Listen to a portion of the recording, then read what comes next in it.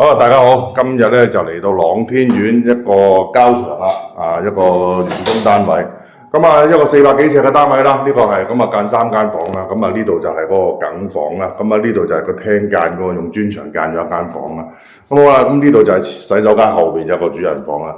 咁開頭嘅規劃咧就係呢度係會做一個玻璃趟門嘅，玻璃趟門就諗住可以透啲自然光啊，咁樣等個廳可以有啲自然光嘅。因為呢間房係兩位長老住嘅關係咧，咁啊所以個私隱度想高翻少少，咁啊最終都係決定用翻磚房嘅。咁啊所以個廳咧個光線就會只係可以靠個天花燈啦。咁啊唔緊要，咁我哋可以睇下。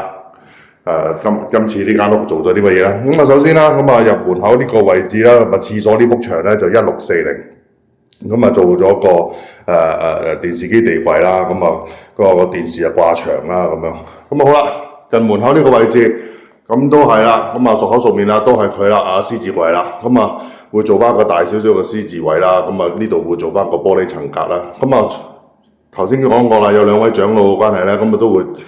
近門口呢度咧都會做翻張凳俾長老著鞋啊，或者可以方便啲。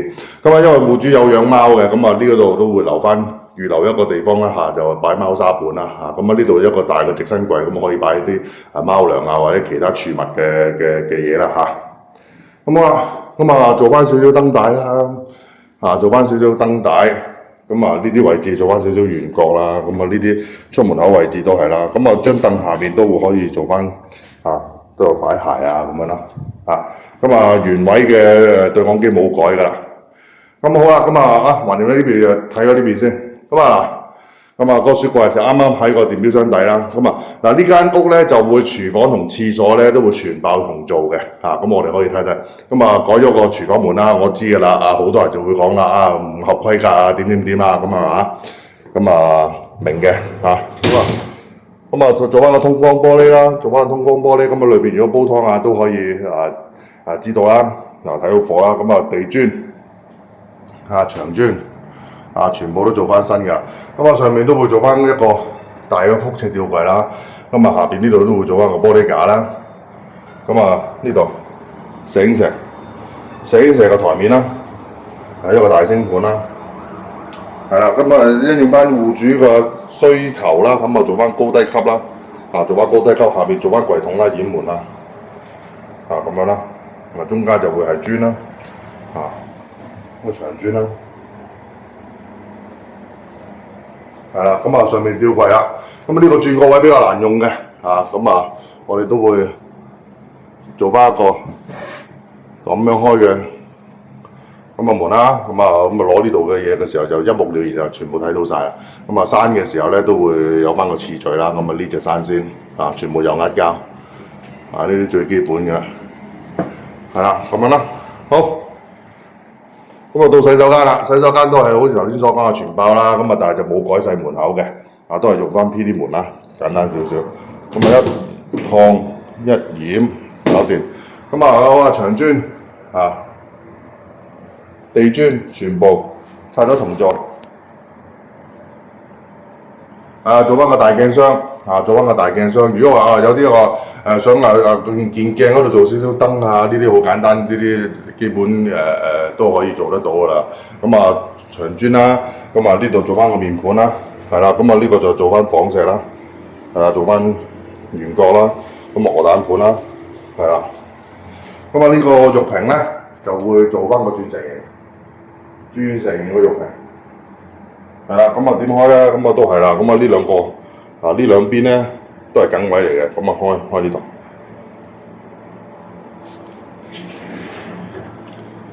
係啦，咁啊呢度出入咁樣嘅。好嗱3支河升上去啦，咁啊睇到時睇唔到啦。好洗手間，好啦，咁我哋入房啦。咁我哋首先去呢個梗房睇睇先，梗房咧呢個就係仔仔房。都唔係仔仔啦，阿仔房大個仔啦。好啦，咁啊入到去因為朗天苑咧，呢個梗房會比較細少少，所以咧個衣櫃咧都做唔到太大，都要點都要會擲少少窗，因為個冷氣機嘅關係。咁呢度會做翻個3尺衣櫃啦。隔離都係有張3尺床啦。咁啊儲物空間就向上發展啦。咁因為呢度都會有條有個因為佢本身幅牆比較厚，我哋砌個磚牆咧得4寸啊，所以會有個噏位啦。咁我哋個吊櫃都可以包埋佢啦。上面都會有條震嘅，咁我哋個吊櫃亦都可以咁樣包咗佢啦。咁修飾下呢啲震位啦，咁全部都要有收口噶啦。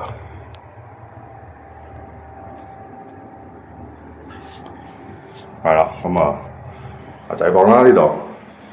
好，呢間房就長老房，咁可以去長老房望一望啦。做翻掩門啦。好啦，因為好多窗嘅關係佢冷氣機喺呢邊嘅，唔係喺呢個位置嘅，咁冷氣機喺呢邊。呢邊有一個大嘅窗啦，將床打橫啦，4隻床。床尾做個衣櫃啦，做翻個4尺衣櫃啦。都選用翻一啲暖木少少奶油少少嘅顏色啦。櫃門嗰度會做翻少少弧形做翻少少間色啦。好，主人房啦，家姐房。家姐房都係啦，一貫嘅做法都係4隻床啦，打橫4隻床啦。跟住側邊有張梳妝台啦。好啦，跟住就會做一個4尺半嘅衣櫃。顏色就好統一嘅，都係用翻一啲暖木少少嘅色啦。呢啲轉角位啦，做翻圓角啦。梳妝台做翻櫃桶啦。一個床頭板啦，做翻少少嘅款式啦。